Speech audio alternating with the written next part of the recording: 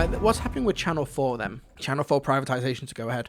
Okay, so BBC News, the government has decided to go ahead with plans to privatise Channel 4. A source said ministers believe public ownership was holding the broadcaster back in the face of a rapidly changing and competitive media landscape. Plans for the sale, on which there's been public consultation, will be included in May's Queen's speech, but Channel 4 called it disappointing that ministers had made their decision despite significant public interest concerns over privatisation. Money made from the sale will be reinvested in a creative dividend to be shared among the TV industry, with some of it earmarked for independent production companies. Channel 4, founded by Margaret Thatcher's Conservative government in 1982, to deliver programmes for underserved audiences, funded by advertisers, but it was publicly owned. A government source told the BBC, ministers have decided that although Channel 4 as a business is currently performing well, government ownership is holding it back in the face of rapidly changing. How is it holding it back? Do you have any examples? Great Britain has a strong brand built around being creative, innovative, but a change of ownership will remove its straitjacket. What's it doing? How is it being limited? Can you give a single example?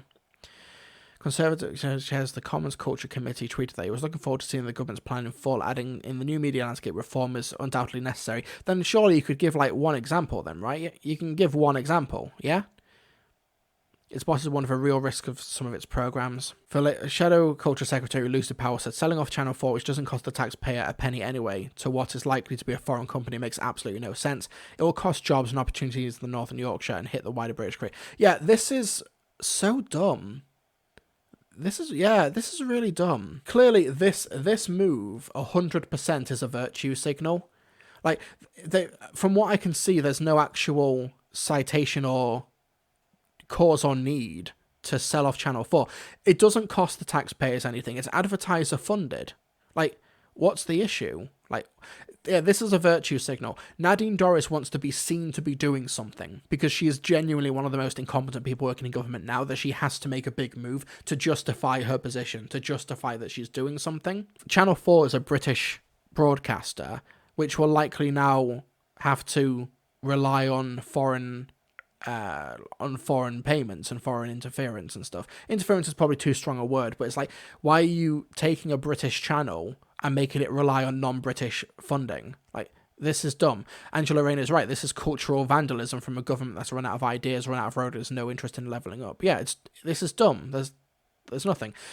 Yeah, Diane Abbott is right. Nadine thought that Channel 4 was funded by the public. It gets no taxpayers' money. Oh, she just wants to sell it off to a big Tory donor who will, she hopes, turn it into the British version of Fox News. Yeah, this is absolutely a virtue signal and about trying to make sure that there's as little actual speech happening in the country as possible that could possibly oppose them.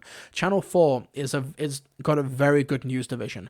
Channel 4 does dispatches as well, which actually does a significantly better job at holding, like, power accountable than the BBC does. Harry says, how does Channel 4 work now? It's advertiser funded. It's advertiser funded, but it doesn't have to rely on profits because it's like, it doesn't have shareholders to account to. It doesn't have CEOs and stuff that get payouts and who get big bonuses. All of the money that gets made from Channel 4 advertisers goes back into Channel 4 to make more programming and to employ people, because TV and media is a massive ecosystem. If Channel 4, one second. Channel 4's yearly budget. Oh, cool. There's actually access to this. Emerging better together.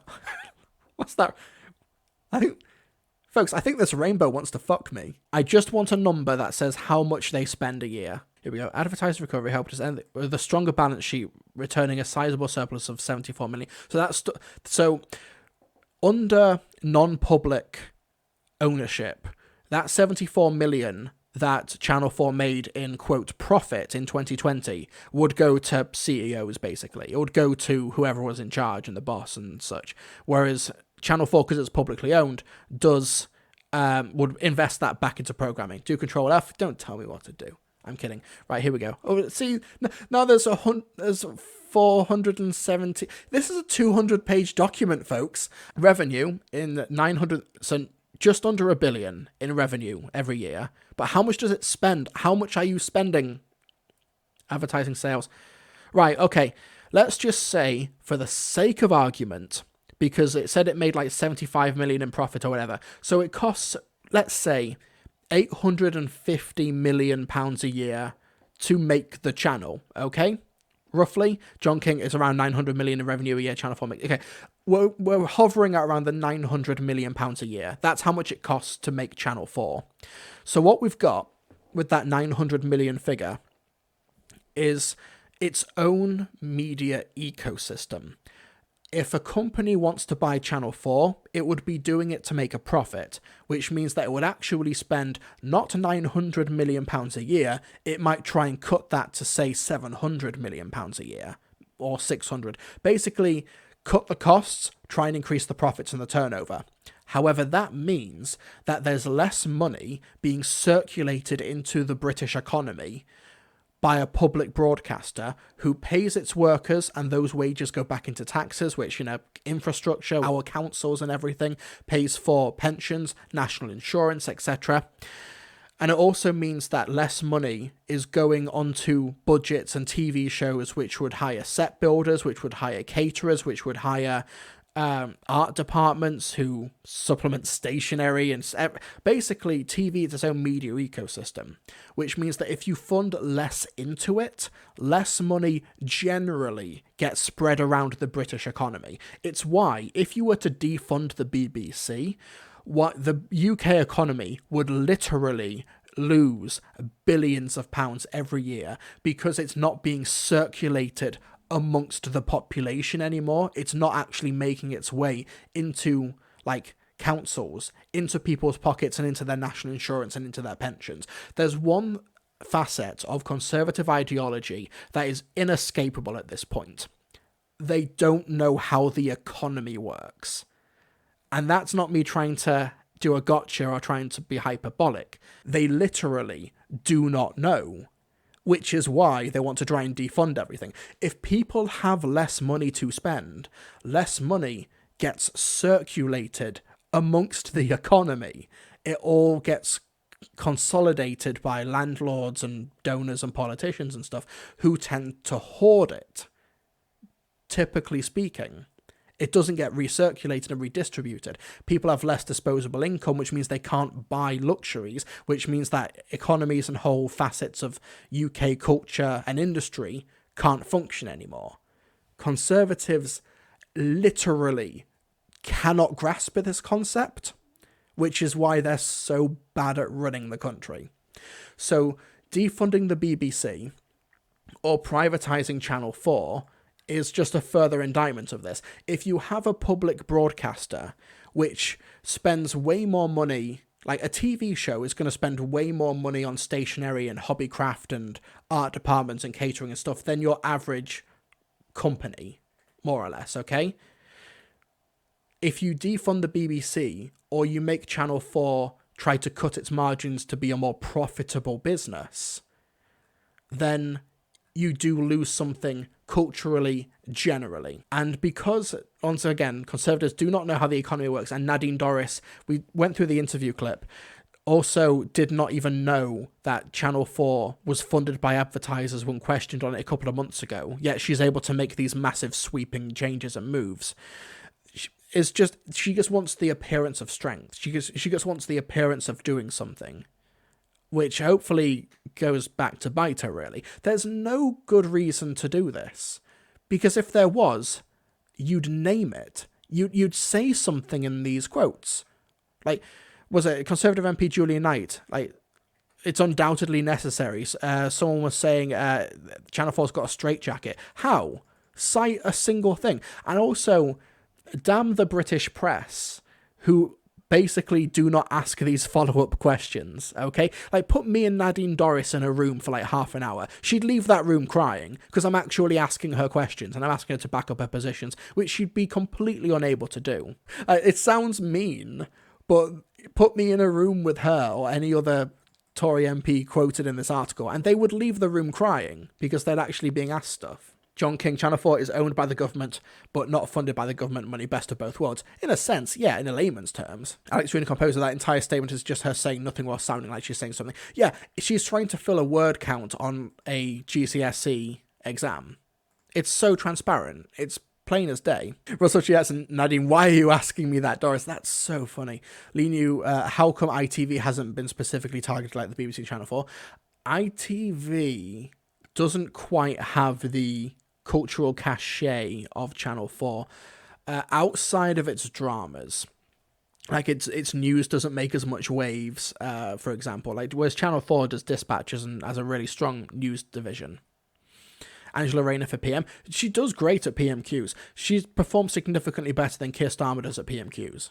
Probably because she's a woman talking to Boris Johnson and he just can't cope. Ministers refuse to help rocketing energy bills and food prices, yet happy to privatise Channel 4, which doesn't cost the public a penny. Shameful decision driven by Tory dogma. Channel 4 is at the forefront of levelling up investigative journalism and nurturing new talent. Yeah, absolutely right. So Dan Wootton, fake news propagandist for GB News. By the way, I've got friends who work for GB News, and they know full well that they're working for a fake news organisation.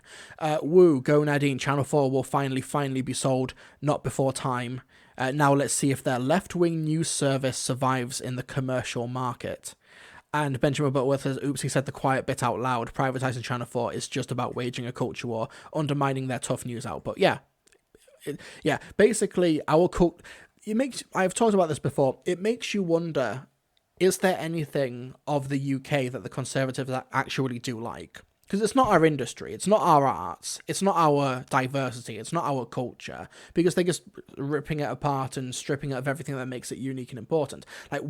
What do they actually like about England? Or the United Kingdom? It's not our cultural footprint, it's not our media, it's not our exports, it's not our industry. So what do they love about the UK? Where is their patriotism? They don't have a patriotic bone in their body. All they want to do is take and take and take and take and take until there's nothing left. What do they like about this country? Darius super chatted £5. Thank you so much for the support. Are the Conservatives trying to stop all free media and so trying to stop free speech? Yeah, and also part of it is control as well. If Channel 4 gets sold to someone... Right, Winnie? If Channel 4 gets sold to somebody who is like a Tory donor or a Tory backbencher or someone with political influence, then it becomes another mouthpiece for them.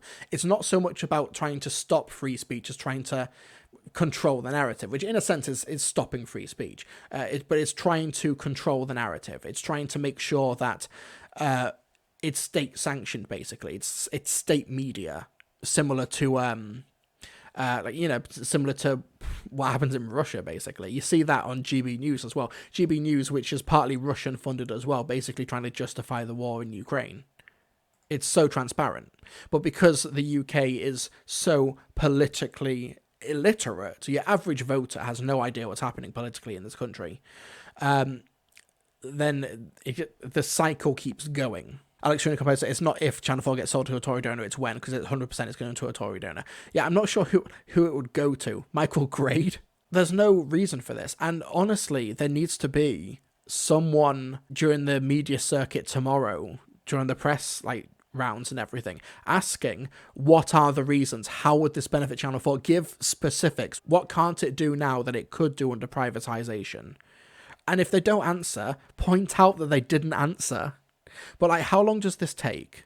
Is this an immediate thing? Because it's something that's got to shift. It's got to find a buyer, and then it's got to wind down its current operations and then start the next one. So what's the time frame here? Because this doesn't happen overnight. Dare you to sub, but there are limits. We are a democracy. Famous last words from many democracies in the world. Okay, because remember, our institutions, our checks and balances are only hypothetical if they're not enforced, okay? They're only hypothetical if they're not enforced, okay? You can see, for example, in the House of Commons in the UK, you can lie in the House of Commons. You can lie as much as you want, and basically you just have to be recommended to correct the record at the earliest convenience, but you're not enforced to do it. But if you call someone a liar in the House of Commons, you will be evicted, you'll be kicked out, because the laws were made under the assumption of trust that politicians would not lie in the House of Commons, but they obviously do. If you don't uphold the rules, then there's no point in the rules then, is there? And we're seeing the erosion of this happening in the UK. We're seeing the erosion of our institutions. We're seeing the erosion of our rights, more or less, and our very way of living, being able to live day to day. It's depressing to see, and unfortunately, this is indicative of it as well. No thought, empty head, just privatising a UK cultural institution that has never cost the UK public a penny, for what gain? Just short-term financial and political gain from a party that never had an original idea in its body. You knew the worst thing is we still have another 2 years until we have our say. Honestly, I think that tide may turn between now and October. In that, like, because we're seeing the cost of living skyrocketing in the UK at the moment. Like, you may have heard this on the news if you're outside of the UK. Like, in France, for example, the cost of energy, gas, electric, and such has only gone up by 5%. In the UK, the cost of living has gone up by 50 to 60%, and is going to go up in October again. And it's going to plunge literally millions of more people into poverty. And what's the phrase? People are only like two skip meals away from revolution. It makes me wonder, just when, like, also I guess remembered, protesting in the UK is technically illegal now. Protesting in the UK is illegal. So, are people meant to take to the streets? Are we meant to have like a nationwide strike when people's minimum wages, which have not kept up to date with inflation, just literally cannot suffice anymore? They already can't. The cliff edge is coming fast. In fact, for millions of people, it's already here. When does the turn happen? When's the shift culturally? And I'm hoping soon. John King says, if Boris was to resign, would it make anything better? And he's not going to resign because he wants nothing but power. And he's also flat broke. If he doesn't have the political donations of being Prime Minister and the Prime Minister salary, he's bankrupt. It's the reason he is in power. He wanted to be in power because he wanted to do it since he was a kid. Because not to change anything or make anything better, but because he just wanted to be Prime Minister. But also because if he doesn't have that job, he's broke. He has no money in the bank. It's why he's actually a threat to national security, because he's got no money. He's eligible. He's more vulnerable to bribery and foreign interference financially, which means he's actually genuinely a threat to democracy. But also, because you've got the cost of living spiraling out of control over the next few months and everything else that's going to happen in the next few months, you don't have politicians wanting to step in. If he were to resign, no one would want to be leader right now. It's a poisoned chalice, basically. And believe it or not, maybe not anymore, but Boris is probably the only electable Conservative MP on a nationwide level. Like, Rishi Sunak is now historically unpopular. Liz Truss is basically nearly started World War III in Russia. There's not really many other popular Conservative politicians right now. There's no one popular enough to take the place. John King, Partygate scandal seems to have not bothered Boris at all. Actually, no, he's still polling very low. The response to Russia and Ukraine bumped him up slightly in the polls, but he's still low at that plateau from around Partygate. And it's still... the fallout is still happening. People are still angry. That's not fully played out yet. It's going to continue on. And if they don't do something to address it, I think that will, if Labour actually do something for once, it will bite them in the next election. Anyway, Gerkman says, I think Truss would try. Truss also thinks that she can string together a couple of coherent sentences, but I've yet to see it happen. Robin McGinn, would Labour win? What changes would be made? Relatively minimal changes, but it would be a slight course correction. Like, I don't believe that Labour would if it was the other way around. Firstly, if it was the other way around, I think the guillotines would already be out. I think if Corbyn had won the election in 2019 and the same things had happened, he would have been assassinated by now. Like, genuinely, the right is like so radicalized against imaginary opponents and imaginary hypocrisy to the extent that they get literally violent over it.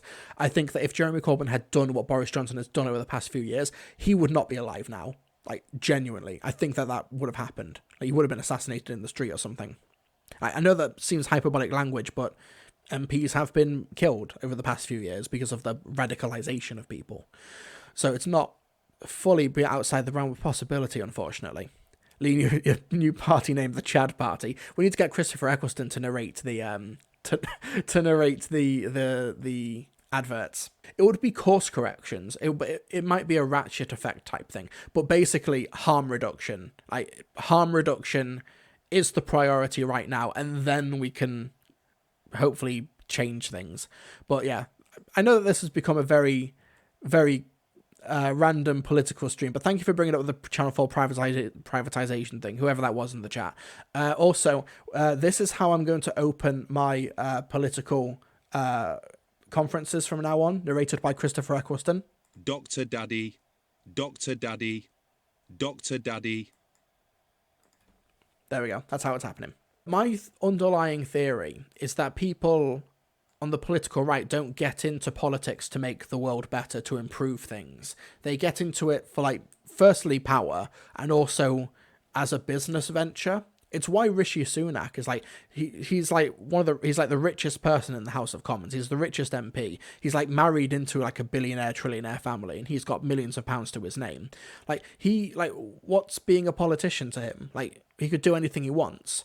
But firstly, it's because of power. It's the status. And secondly, because I think he just gets a genuine sexual kick out of making the world a worse place. Like, that's kind of got to be it, right? Like, that's got to be the motivating drive. What else could it be? Like, genuine question, what else could it be if not a very big real-life game of Risk? Or like a very big real-life game of Monopoly, shall we say? The Data Sub says Boris Johnson doesn't have to worry about heating and temp because if he gets cold, he just holds housewarming parties. He does. Remember that while everyone else was isolating, was not work, was like staying at home, was not attending funerals, was not holding their loved ones as they died in hospitals because of a pandemic, they were having parties so frequently and having parties that were so big and attended by so many people that they literally used taxpayer money to buy a bigger wine fridge.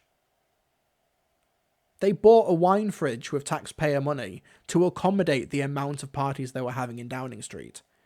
And if Labour or Greens or whoever in 2024 don't seize on that equivocation, don't seize on those basic fundamental facts of incompetency and corruption and open contempt for human life, I don't see much changing, which is depressing.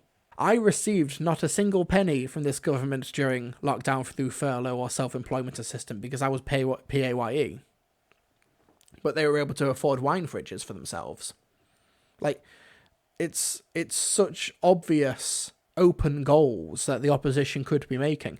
Martin Lewis has done more to talk about the cost of living crisis than almost anyone I've seen from Labour, like publicly, on TV, online and everything. Constant, like a conveyor belt of open goals after open goals, and they're not even taking shots.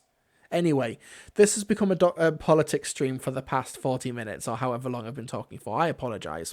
John King, you would make a great political interviewer. Is the bar that low? Is the bar that low that asking basic follow-up questions from a Doctor Who YouTuber would make me a great political interviewer? Is that... I appreciate the compliment, John, I really do. But is that the bar?